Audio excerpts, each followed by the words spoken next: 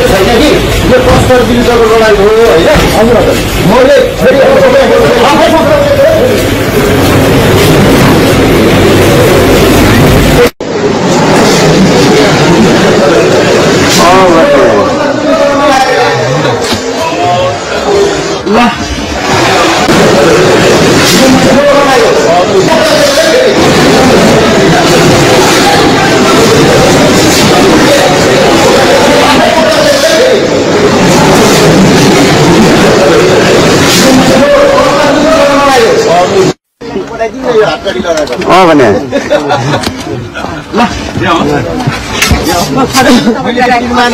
छैन पिर मान्नु नि हुँदैन है सर। भारतको आसामबाट पक्राउ परेका दुर्गा प्रसाईलाई काठमाडौँ ल्याइसकिएको छ।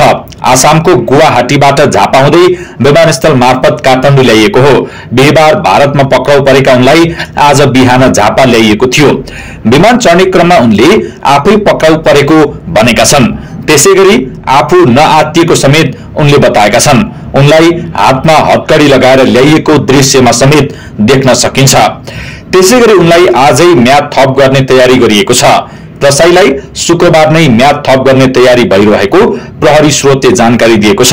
स्रोतका अनुसार अहिले प्रहरीले म्याद थपका लागि आवश्यक कागजात तयार गरिरहेको छ। आन्दोलन आन्दोलन हो, जे पनि हुन सक्छ। भोलि नै राज संस्था स्थापना पनि हुन सक्छ, पर्सि पनि हुन सक्छ। त्यसैको लागि गरेको के कुरा गर्नुहुन्छ तपाईँ? मेरो कुरा स्पष्ट छ। गाडी लिएर आउन। आन्दोलन चाहिँ कसरी अगाडि बढ्नु मलाई बोल्दिन अलिकति मिडियालाई आज खिच्न पाएन भने त कुनै भएन। ल भन्नुहोस्, आन्दोलन कहिलेसम्म हुन्छ? आन्दोलन अब व्यवस्था परिवर्तन नभइन्जेलसम्म आन्दोलन जान्छ। आन्दोलन भोलि नै पनि सकिन सक्छ, पर्सि पनि सकिन सक्छ। व्यवस्था जतिखेर परिवर्तन हुन्छ, मुलुक हामीले जतिखेरसम्म हामीले राज संस्था स्थापना गर्न सक्दैनौँ त्यतिखेरसम्म आन्दोलन गइरहेको छ।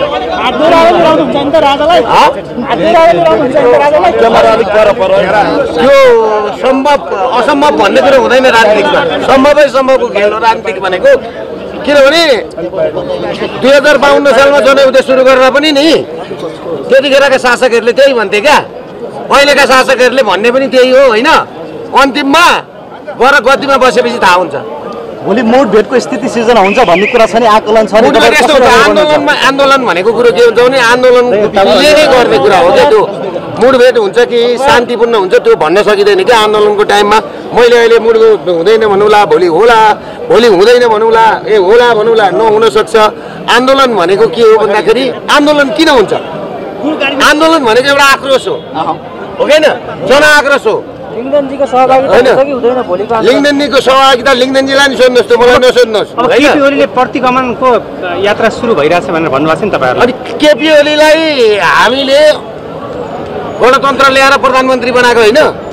भारतका प्रधानमन्त्रीले भेट नदिँदा यहाँको गणतन्त्र जाँदो रहेछ भनेपछि कस्तो ठाउँमा टेकेर गणतन्त्र ल्याएको रहेछ क्या? कस्तो ठाउँमा टेकेर ल्याएको रहेछ गणतन्त्र? अनि एकछिन मारवाडी बिजुलीको पैसा तिर्नुपर्छ, तिराउने भयो कुलमानले भनेर कुलमानलाई हटाउने, अनि कम्बोडियामा लगेर लगानी गर्ने उहाँहरू चाहिँ गमनकारी। अनि देशको पैसा बाहिर नलैजाउँ, युवा बाहिर नलकेटौँ, युवाहरूलाई नेपालीहरूलाई झुन्डिएर मर्न नदिउँ भनेर भन्दा त्यो चाहिँ प्रतिगमन हुन्छ। प्रचण्डले राजा ज्ञानेन्द्रप्रति लागेको त्यो गम्भीर आरोपप्रति तपाईँको के छ टिप्पणी? भाइमारै भन्नुभयो। प्रचण्डको कुरा एउटा कुरो के हुन्छ भने मान्छे भौलाएपछि नि आफ्नो हैसियतभन्दा तल खस्छ क्या। जब मान्छे आँतिन्छ नि अनि जे पनि भन्छ क्या मान्छेले, त्यो आँटिएको ऊ हो। मैले प्रचण्डसँग 20 वर्ष काम गरेको मान्छे हो, कस्तो छ मलाई बानी थाहा छ क्या। त्यसले गर्दाखेरि नि पूर्व राजालाई नै पक्राउ गर्ने भनेर धम्की दिइराख्नु नि त प्रधानमन्त्रीले। अब सत्ता गठबन्धनमा चर्चा गरे, अब राजालाई पक्राउ गर्ने भन्दैछ नि तपाईँहरू आन्दोलन गर्दै।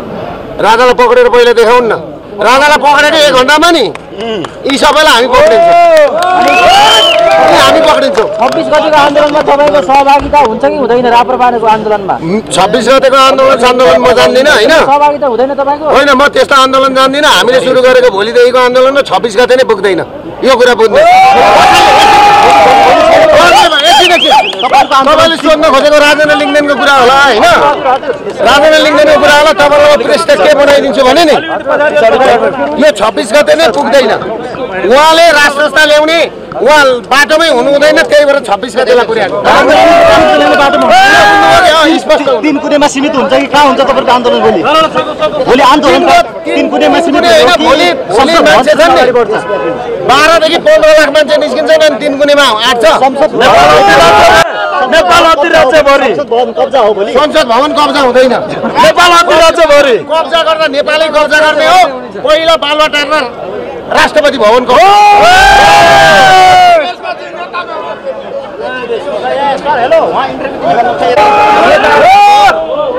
सबै कब्जा गर्ने आन्दोलन निरन्तर हुनुपर्छ हामी सुन्छौँ आन्दोलन ब्याक हुँदैन आन्दोलन ब्याक हुँदैन आन्दोलन अघि बढो आन्दोलनको कमान्डर त म हो नि होइन अघि बढो तपाईँ सकिएको नि ल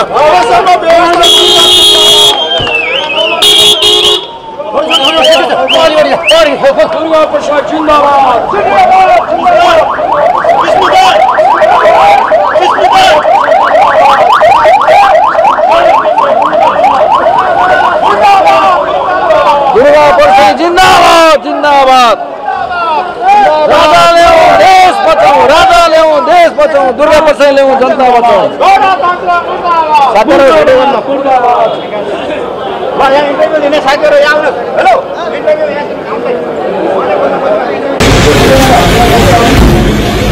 छैन कि यो प्रस्ताव विरुद्धको लडाइँ हो होइन